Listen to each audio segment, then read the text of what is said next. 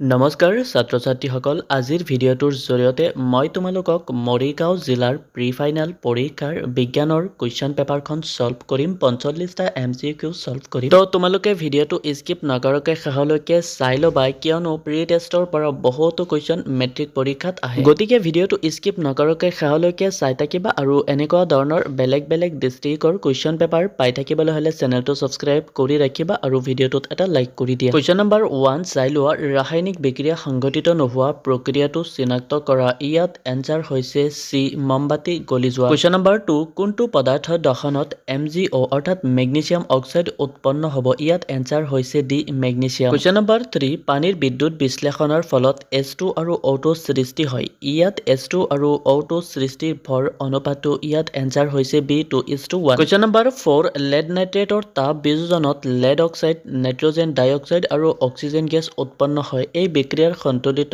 ৰাসায়নিক সমীকৰণটোত থকা অক্সিজেন অণুৰ সংখ্যা ইয়াত এনসাৰ হৈছে A1 কুৱেশ্যন নম্বৰ 5 সিলভাৰ ক্লোৰাইডত সূৰ্যৰ পোহৰ পৰিলে ক্লোৰিন গেছ নিৰ্গত হয় এইটো কেনে ধৰণৰ বিক্ৰিয়া চিনাক্ত কৰা তো ইয়াত এনসাৰটো হৈছে C1 আৰু 3 কাৰণ 1 তাপগ্ৰাহী আৰু 3 হৈছে বিয়োজন বিক্ৰিয়া কুৱেশ্যন নম্বৰ 6 তলত দিয়া কোনটো পদাৰ্থ গ্ৰানুলিক সূচক হিচাপে ব্যৱহাৰ কৰা নহয় ইয়াত এনসাৰ হৈছে ডি হালধি কুৱেশ্যন নম্বৰ 7 টো চাই লোৱা কুৱেশ্যন নম্বৰ 7 ৰ এনসাৰ হৈছে A2 আৰু 4 কুৱেশ্যন নম্বৰ 8 হাইড্ৰনিয়াম আয়ন H3O+ প্ৰকৃততে কি ইয়াত এনসাৰ হৈছে AH+ আৰু কুৱেশ্যন নম্বৰ 9 চাই লোৱা ইয়াৰ এনসাৰটো হৈছে বি কাৰণটো সঁচা কিন্তু উক্তিটো সঁচা নহয় কুৱেশ্যন নম্বৰ 10 ৰন্ধনশালত ব্যৱহৃত পাত্ৰ এটা এলুমিনিয়াম বা লোৰ পৰিৱৰ্তে মাটিৰ হলে কোনবোৰ অসুবিধা হ'ব ইয়াত এনসাৰ হৈছে বি 3 আৰু 4 কুৱেশ্যন নম্বৰ 11 তলৰ কোনটো আধাতুৰ সাধাৰণ বৈশিষ্ট্য নহয় ইয়াত এনসাৰ হৈছে বি নমনীয় কুৱেশ্যন নম্বৰ 12 ধাতুৰ আপেক্ষিক সক্ৰিয়তা ক্ৰমত জিংক lead কপাৰ আৰু পাৰাৰ সাজনটো হ'ব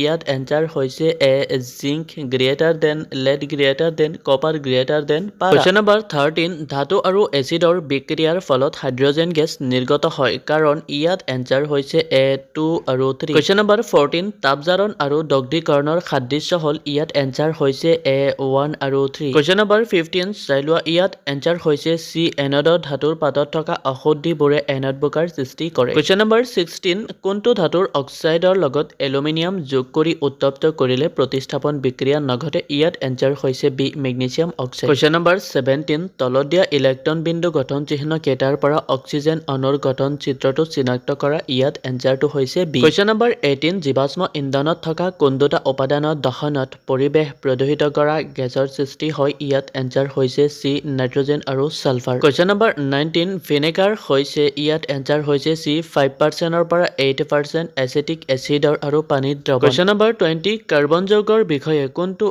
উক্তি সত্য কাৰ্বন যৌগসমূহ ইয়াত এনসাৰ হৈছে ডি 2 আৰু 4